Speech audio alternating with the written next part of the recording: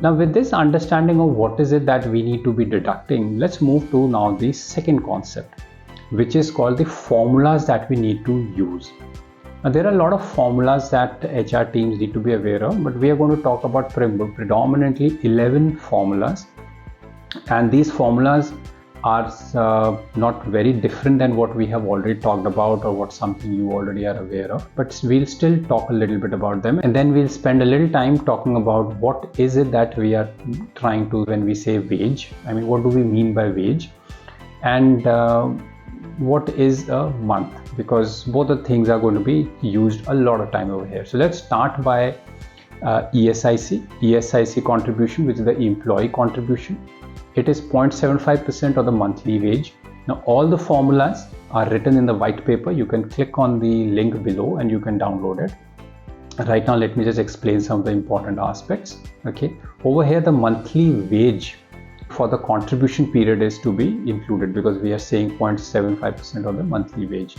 Then we have ESIC contribution, the employers. Now employers contribution is different.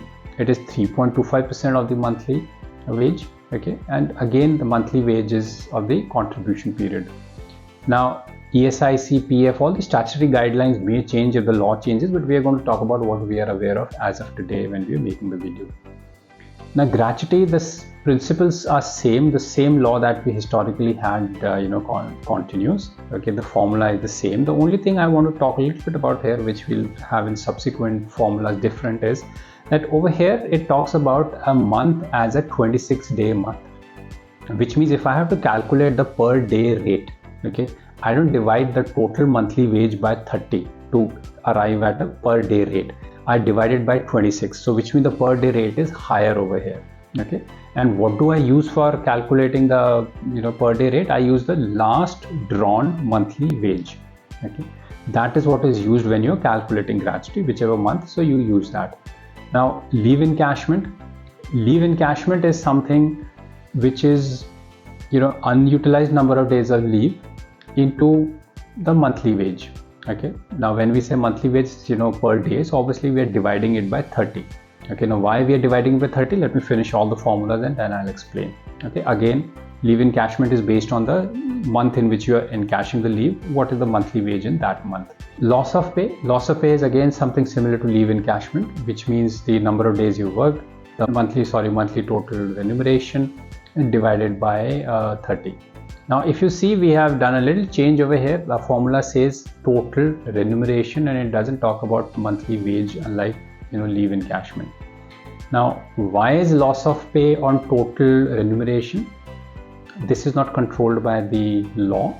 This is a decision as a best practice you take.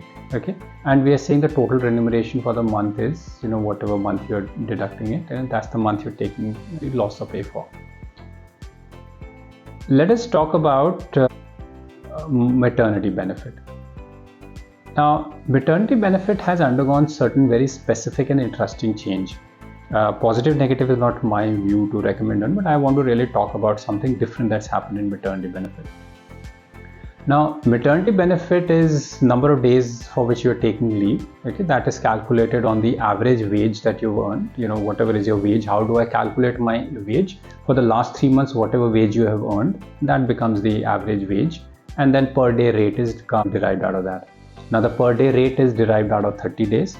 Okay, and whether it's 30 or 26, I'll explain that in the end, but per day rate is derived out of that. But the concept is total monthly wage.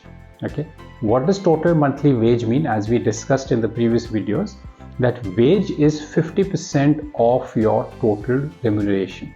Okay, which means unlike historically, where organizations were giving maternity benefit on full pay, our understanding says that this labor code now expects that the organization can pay 50%, or which means wage, whatever is the applicable wage to the woman during maternity, which means of the total remuneration I will earn 50% during the maternity period. Is this right, wrong? Is this appropriate, inappropriate? I don't know, but this is my understanding, because as of now, whatever is the given material, that's what this comes out. If in future there is a different guidance that comes, maybe that's a different guidance, because there is no such guidance in either the rules or the act which says that the maternity benefit has not undergone a change in the system of managing the new labor codes. Now with that understanding, let's go to the notice period recovery or notice period payout. Again, it works on the total remuneration. Why? Because we're not talking about this anywhere in the labor code. So this is an HR best practice. Overtime is controlled by the law, so you will have monthly wage. In the sheet, wherever you see total remuneration, that's an HR best practice. Wherever you say total wage, that's a law. Statutory guideline is the law. Provident Fund contribution is 12% of the monthly wage. Okay.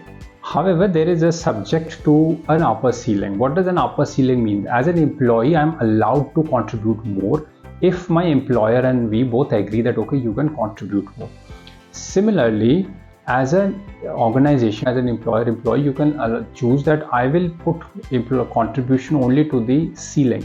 The government has a ceiling that PF can only be up to a ceiling, or above that is your choice.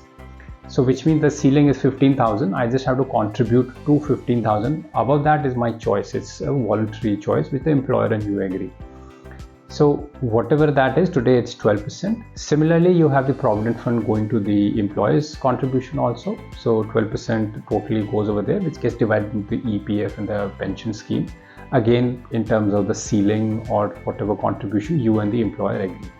And then we talk about the statutory bonus. Statutory bonus is again a resultant of the total annual wage.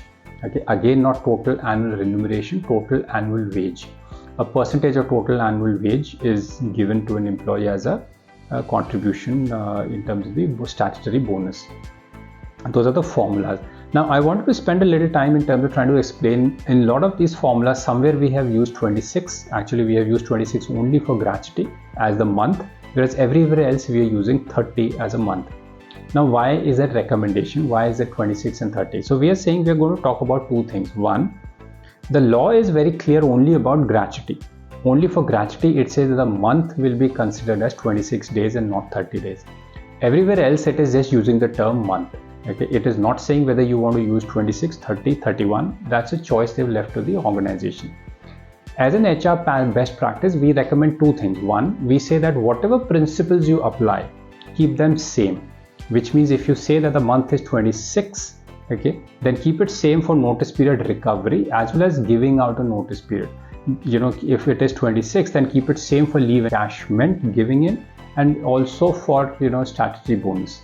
So we are not saying that, you know, statutory bonus you don't need a month, but for loss of pay, okay, when you're calculating.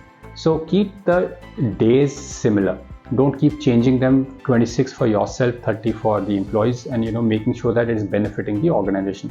So with that kind of fairness, we have realized that majority of the organization would like to depend on 30 days as the month. It is reasonably acceptable to the employees also, because over a period of both pluses and minuses, it comes out that okay, that's the month and we are going to, you know, be benefiting from them, because a notice period payout also may be required from an employee's side, in which case then they will also have to pay at a higher rate. So that's the reason we are recommending 30, and we have seen most of the organizations agreeing at 30 and feeling appropriate that yes, the month for all calculations of wage should be taken as a 30-day period. Now with this sorted, what is the next step? The next step is fairly simple. The next step is for you to make sure that you define these three things.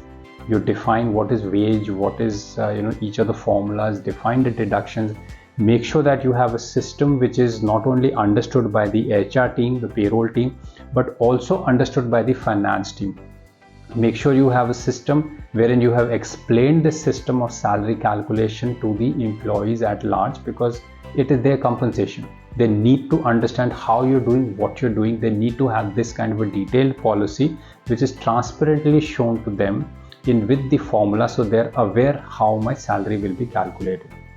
Not only that, we recommend that as an organization you should have an HR audit once in a year to be able to understand and to be able to check whether the systems processes you are following in terms of the compliances, in terms of the systems for HR processes for delivering salary are actually as per the HR best practices and as per the guidelines that are required by law.